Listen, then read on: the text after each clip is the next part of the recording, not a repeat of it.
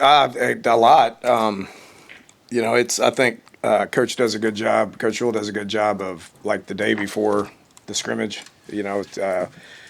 From a preparation perspective, not trying to trick them with plays, not really trying to necessarily beat the opponent, beat the defense, or defense beat the offense. It's more about just getting plays on video and teaching situations and stuff like that. We've been through an awful lot of situations, which has been excellent. It's been fantastic. I got to see if we can sustain a drive now. We really haven't sustained drives.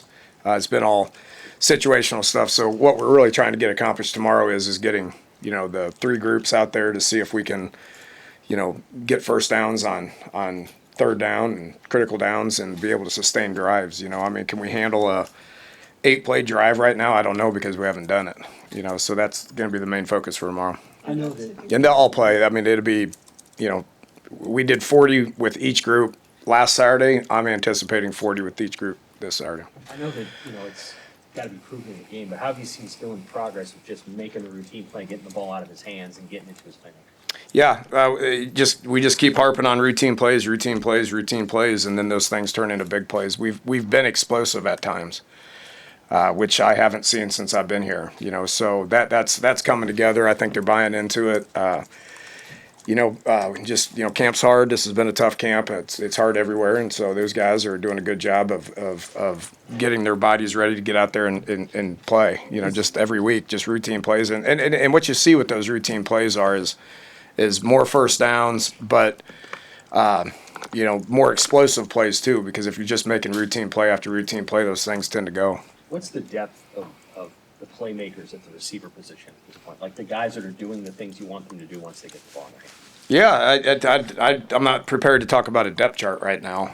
That's probably going to be a conversation for next week, and that's up to the head coach. So I do feel good about. We know what Dane can do. We know what Jacory can do. We know what Isaiah can do. It's good getting Isaiah back. He was out for about a week, and he's back out there practicing right now. So those are experienced guys. If you look behind them, Wood has had an outstanding camp, got rewarded with a single digit, and I think he put his best practice together. Yeah, not today, but yesterday we had a pretty physical practice, and he was potentially one of the most physical guys that we had out there yesterday. So we're good with that. And then, the other ones are young guys. They're freshmen. It's Cortez, it's Quinn, it's Keelan, to see what they can do. Those guys have been progressing and happy with where we're at from a depth perspective.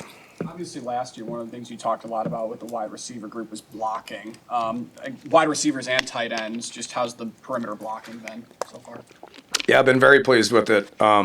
We've worked it a lot. When we say physicality and toughness, we're not just talking about the old line, right? Everybody wants to say you're a physical offense because you got big, girthy old linemen that can come off the ball with good pad level. That's true, but it's all 10. Even the quarterback to a certain extent has to play with physicality and toughness. So. Happy with where it's at. We've had a lot of perimeter drills. We've had a lot of one-on-one blocking, and those guys know how important it is. Dane Key has no issue with getting inside, digging out a linebacker if he's asked to do so. So, in tight ends as well. They're kind of more in the old line world with front stuff and point of attack and striking people, but then they're gonna motion out, and they're gonna have to be durable and mobile on the perimeter with good technique and good pad level. I've been very pleased with that. How would you characterize what kind of camp Dylan's had? I think good.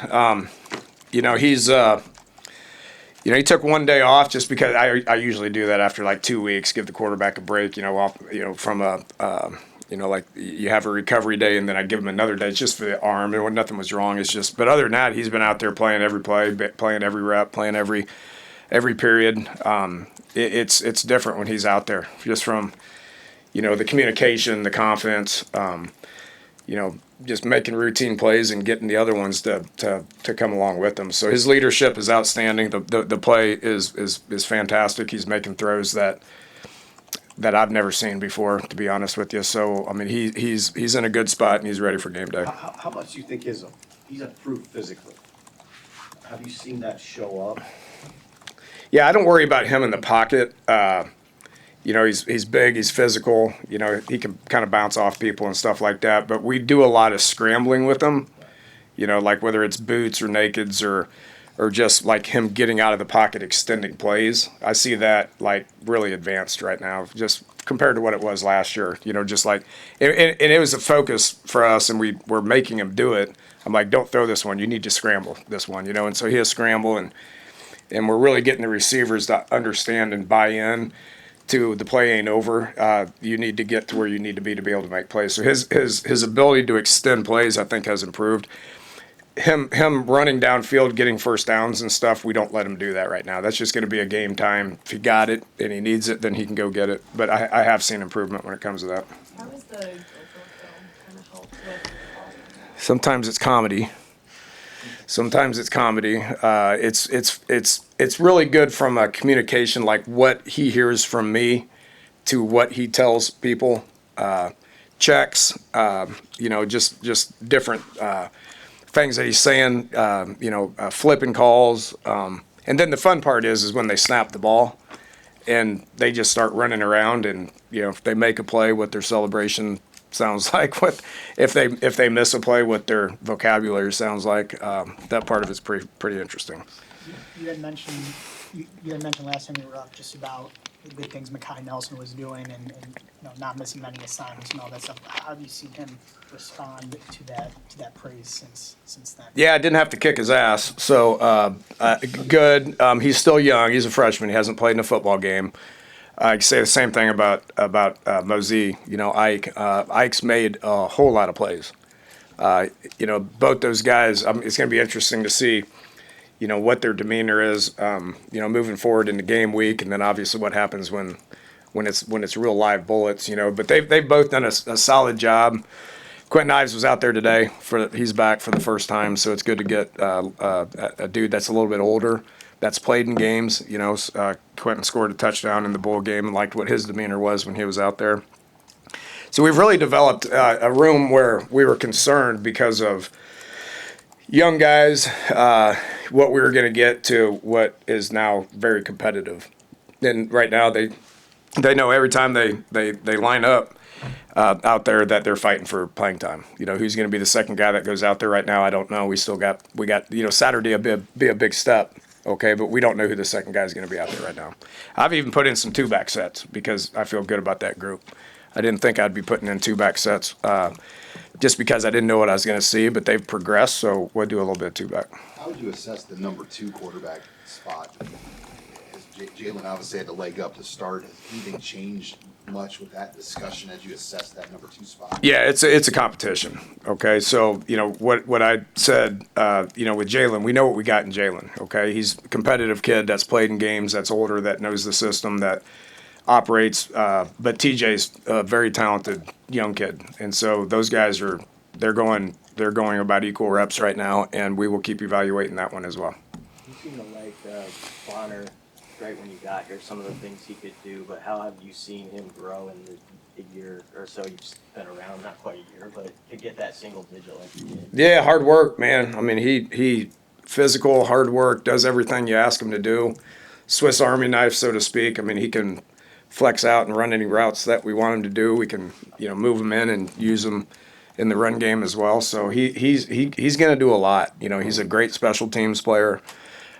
He's a great leader. Doesn't say a word, just gets out there and plays his tail off with extreme physicality just every single play. So he's going to play a lot. You're going to see number 4 out there thumping people and running routes and making plays as well. How and why?